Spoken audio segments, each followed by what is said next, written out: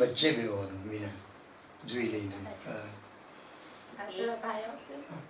બેની વચ્ચે એમ હા બસ એટલે હું કે પેલા લોકોને હું બંનેને દેખાય અને અમારે હું અહીંથી કંઈ લેવાનું હોય તો લેવાય નહીં બિલકુલ પાછળ હોય પછી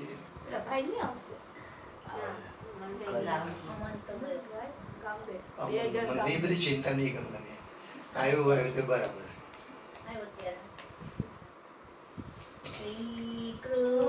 પોસ્ટ કરી દે દેવ બકા બકા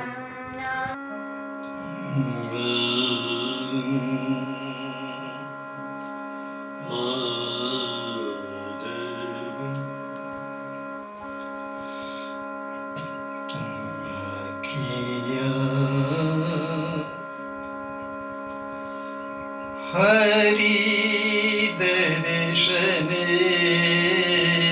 की प्यासी अखियाँ हरि दर्शन की प्यासी देखो चाहत कमल नयन को निश दिन फिरत उदासी उदासी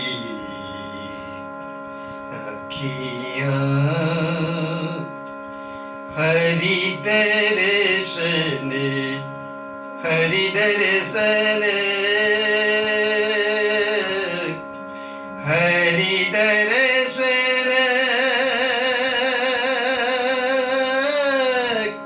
हरि दर्शन की प्यासी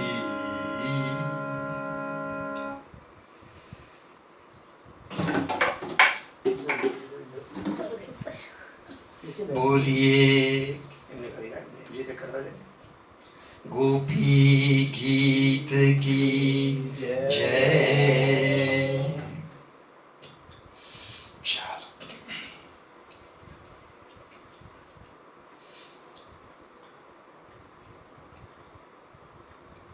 कथा से पहले ही थोड़ा देख ले, हालांकि जो गत रविवार को भी थे वही लोग सब है, फिर भी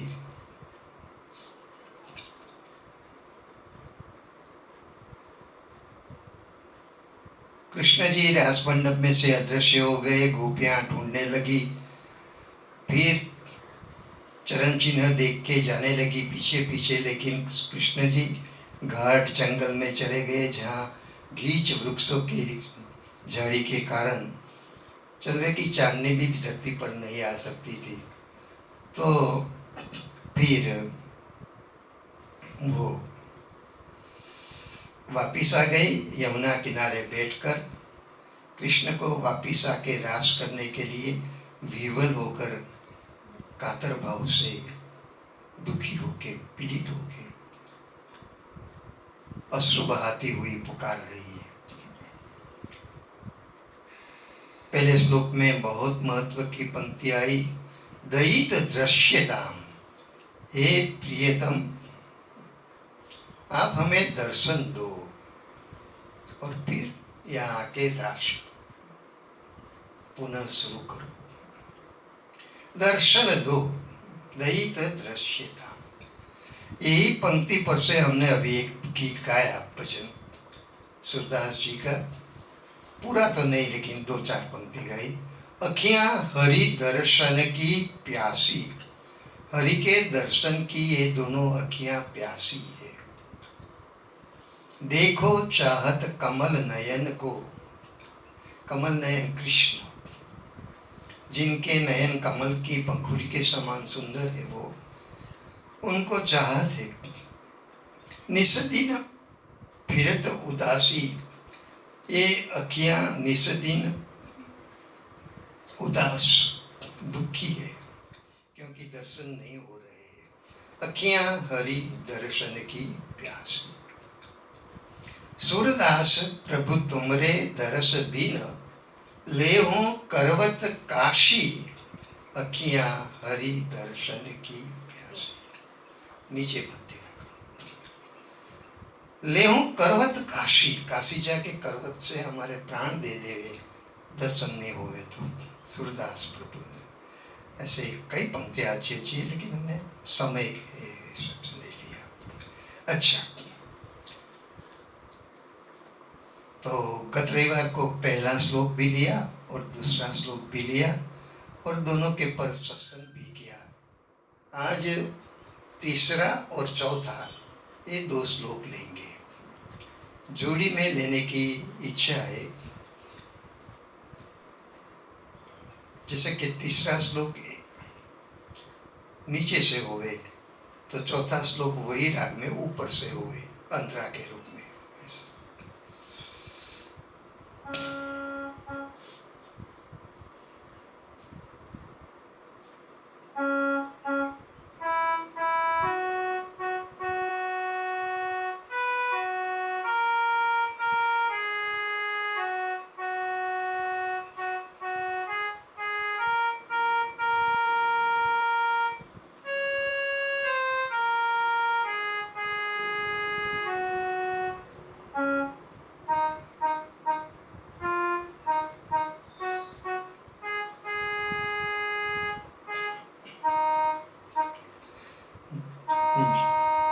विषजन प्यया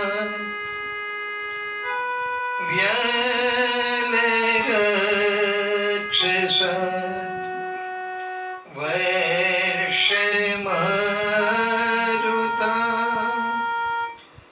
विद्युदात्मला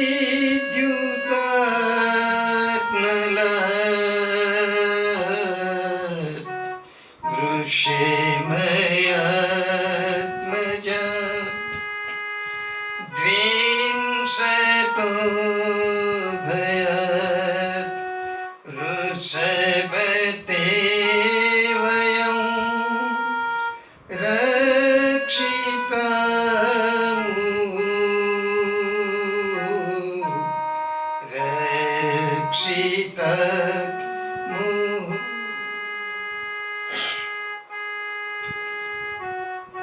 न खलु गोपिका नंदनो भयात् अखिल दीना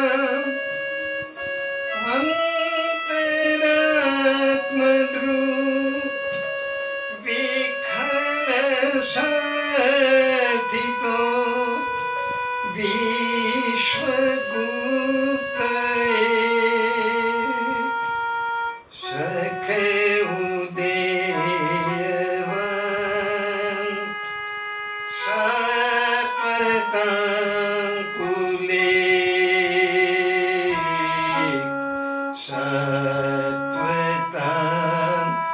सत्वतांकुले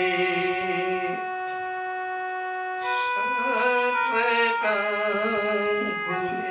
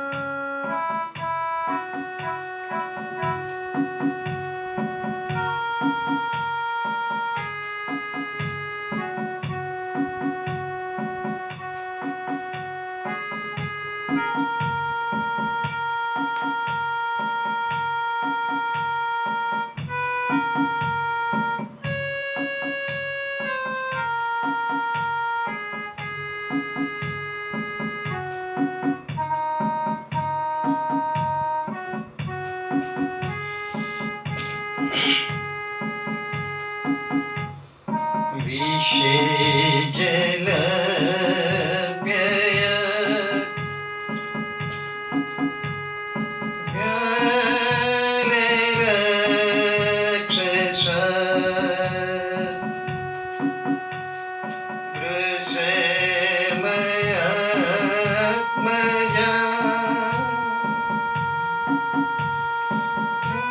तुंसतो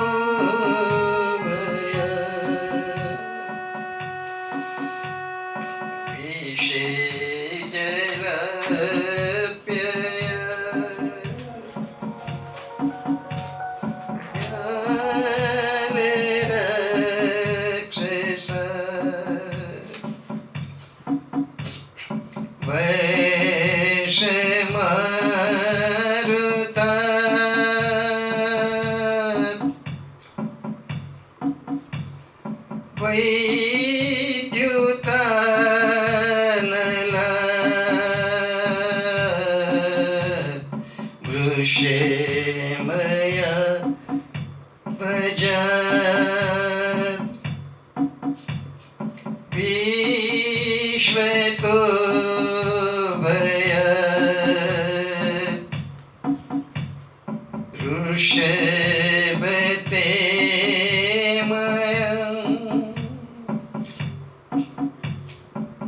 ऋषभते वयम्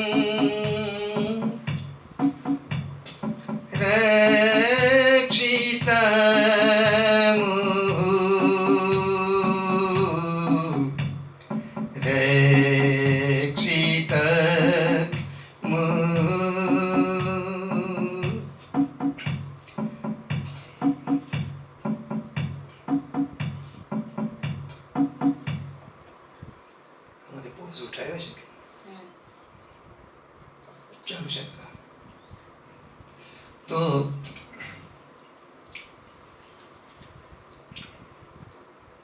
ये तीसरे श्लोक का सत्संग करते हैं। वृष मयात्मजा विंशतो भयात्।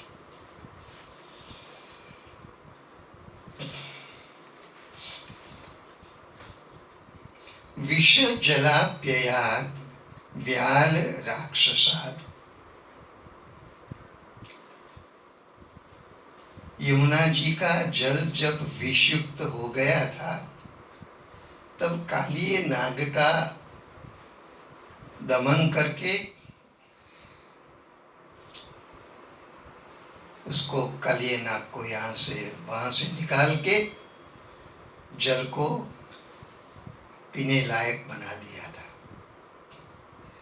क्योंकि ऐसे विषीला जहर पी के सब मर जाते थे। तो हृदय रूपी हमारी यमुना, बहुत ध्यान से सुनना, जो श्लोक में नहीं है वो आ रहा है सब। श्लोक में इतना है, विष जलाप्ययात्, इतना ही है। यमुना जी का जल कालिए नाग के कारण विषीला हो गया था, तो कालिए दमन करके आपने वो जहर वाला पानी चला गया बाद में, क्योंकि नदी का जल तो समंदर में चला ही जाता है, कालिए नाग वहां से चला गया, इसलिए अभी वो दोबारा विषीला नहीं होगा। तो हमारा सबकी रक्षा की आपने। तो हमारे हृदय, अभी शुरू होता है चिंतन, हमारे हृदय रूपी यमुना जी में ये विरह रूपी कालिए नाग रहता है, और हमारे हृदय रूपी यमुना जी का जल विषीला हो गया है, अर्थात दुखमय हो गया है। हमारा जीवन कष्टमय, शोकमय हो गया है। तो हमारे विरह को भी दूर करके ये जहर को दूर कर दीजिए। विष जलाप्ययात्, ये विषीला जल पीने से सबकी मृत्यु हो जाती थी, तो हमारे भी ये विरह क्या विषीला जल है, तो मृत्यु समान ही हो गया है। आगे के श्लोक में आया, भरत दीप्त तो ने किम वध, तो ये क्या, तो आप हमारा वध नहीं कर रहे हैं? ऐसा आया कत्र। इसके बाद का ये श्लोक है, विष जलाप्ययात। फिर कहा व्याल राक्षसात। वो जो अजगर है, व्याल बड़ा सर्प अजगर, वो एक राक्षस है, अघासुर। तो उससे राधा जी की और सबकी आपने रक्षा की थी। तो अभी भी विरह रूपी अघासुर ने, वो अजगर ने हमें लपेट लिया है हमारे को। तो हमारा शरीर टूट रहा है, सब हड्डी है, सब मज्जा मांस, विरह रूपी अजगर। तो हम बहुत दुखी है, शोक में है। तो ये विरह रूपी अजगर को मारकर हमारे विरह को दूर करो, आ जाइए और नाश करिए। हर एक में राधा जी और गोपियों का आता है। देखियो, विष जलाप्ययात, दूसरा व्याल राक्षसात, अघासुर रूपी अजगर। वर्ष मारुतात, उसका भी पहला शब्द ले, वर्ष लगातार बारिश से। जो समय में कभी भी बारिश बरस में नहीं होती है, ऐसे समय में इंद्र ने कोपायमान होकर 7 दिन 7 रात्रि तक बारिश की थी। तब गोवर्धन धारण करके आपने हमारे सबकी रक्षा की थी। तो अभी भी ऐसा ही हो रहा है। ये जो विरह की वर्षा अविरत हमारे पर चलती रहती है। जब से आप अदृश्य हो गए और आते नहीं है, तब से विरह की वर्षा हो रही है। और हमारे अंदर जो गोवर्धन है, उसको धारण करके हमारे विरह से हमारी रक्षा कीजिए, विरह से हमारा उद्धार कीजिए। वर्ष, फिर वही शब्द है पीछे, मारुतात। जब तृणाव्रत आया, एक एक लीला ली है यहाँ पर। जब तृणा सब आ गया, हम लोग भगवत किया वो सब 10 स्कंद में, ये तो रास का समय है। तृणाव्रत आया तो ये छोटे बालक को, कृष्ण को लेके आकाश में उड़ गया। यशोदा जी ने पत्थर पर रखा था, तो वहां से ले गए। फिर उसको नीचे गिराया, उसको मार दिया तृणाव्रत को। और सबका वो बवंडर जो था, उससे रक्षा की। तृणाव्रत जो गोल गोल गोल घूमता है, पवन बवंडर, उससे रक्षा की। तो हमारे अंदर भी ये विरह का बवंडर चल रहा है, घूम रहा है गोल गोल गोल, बहुत वेगवान है। और हमको दुख के आकाश में उड़ा के ले जाता है, दुख के शोक के आकाश में। तो हमारी भी रक्षा करो, वो तृणाव्रत से, वो बवंडर से हमारी भी रक्षा करो। सब लीला को लेके रक्षा की प्रार्थना कर रही है गोपी। फिर कहा वैद्युता नलात, वैद्युत अनलात। वैद्युत के 2 अर्थ होते हैं। एक तो बिजली। तो 7 दिन जो बारिश हुई, तो उस समय बहुत इंद्र ने बिजली भी की थी, गिराई थी। वो बिजलियों से भी भगवान ने रक्षा की थी। दूसरा अर्थ है वैद्युत का वज्र। इंद्र ने वज्र प्रहार भी किया था, क्योंकि उसकी पूजा की जगह पर गोवर्धन की पूजा हो रही थी। वज्र प्रहार भी किया था, लेकिन वो वज्र से भी भगवान ने हमारी सबकी रक्षा की थी। तो अभी ये विरह के वज्र से, विरह की बिजली से हमारी रक्षा करो, रक्षा करो। कितने कितने अच्छे शब्द है। पहला विष जराभ्ययाद, दूसरा व्याल राक्षसाद, तीसरा वर्ष, चौथा मारुताद, पांचवा वैद्युत और छठा है अनलात। जब जंगल में दावाग्नि प्रकट हो गया और सब जलने लगा, और दावाग्नि धीरे धीरे हमारे निवास स्थान की ओर आ रहा, निवास स्थान भी जल जाए, सब हो गया। तब दावाग्नि का पान करके पी जाके, हे कृष्ण आपने हमारी रक्षा की थी। तो हमारे भीतर भी विरह का, विरहाग्नि शब्द ही है, विरह का अग्नि। जैसे अग्नि में कोई जलता है तो बहुत दुख होता है, पीड़ा होता है, पीड़ा कष्ट होता है, यातना होती है।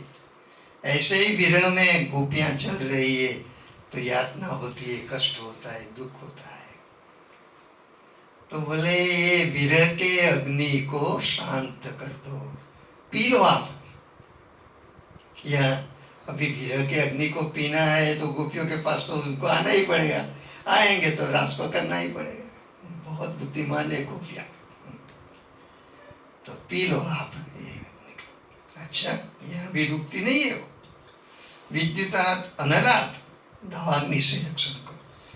फिर कहा वृषमयात्मजाद, अरिष्टासुर से हमारा रक्षण किया था। हमारे भीतर भी विरह का अरिष्टासुर है, उससे हमारी रक्षा करो।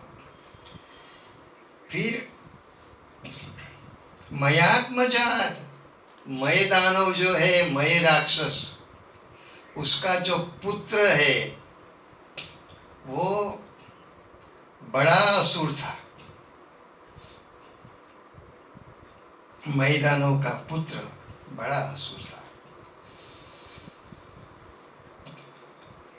वो था व्योमासुर, बहुत बड़ा असुर था। राधा जी को भी लेके ऊपर आकाश में उड़ गया था। आप लोगों ने सब राधा कृष्ण देखा होगा तो सब प्रसंग आ गए। व्योमासुर, उसके साथ राधा जी की शादी करने का था। शादी की बात तो रह गई, लेकिन फिर पकड़ा गया तो राधा जी को भी उठा के ले गया था। तो कृष्ण ने ऊपर जाके, बहुत खतरनाक राक्षस है व्योमासुर। उससे आपने राधा जी की, वो तो हम सबको भी मार देता। तो राधा जी खुद पहले चली गई तो रक्षा की थी। तो अब हमारे अंदर विरह का व्योमासुर है, उसको मार के हमारी रक्षा करो, हमारी रक्षा करो। अच्छा, वृषमयात्मजात विश्वतोपयात, ऐसे तो कई प्रसंगों में आपने हमारे सबकी रक्षा की है, रक्षा की है। विश्व तो केवल हमारी नहीं, पूरे विश्व की रक्षा की है। तो हे ऋषभ, भगवान के लिए संबोधन अंतिम पंक्ति में आता है श्लोक में, ऋषभ मतलब कि हे नरश्रेष्ठ, पुरुषों में श्रेष्ठ, हे पुरुषोत्तम, हे नरश्रेष्ठ, हे सबसे सुंदर, सबसे मोहक, सबसे प्रेम करने वाले, ऐसे हे कृष्ण ऋषभ, ते वयम रक्षितामुहु, बार बार हमारी रक्षा किए। तो अभी एक बार, ये बार रक्षा करो। ये सब रक्षा तो समझे, लेकिन अभी विरह से रक्षा करो, यही हमारी प्रार्थना है। तो अभी चौथे श्लोक पर जाते हैं। तो ભૂલી ગયો યાર, બેગ પાકા દે ઉભા, તારા ઉપર હું રાખીને બેહી રહેતો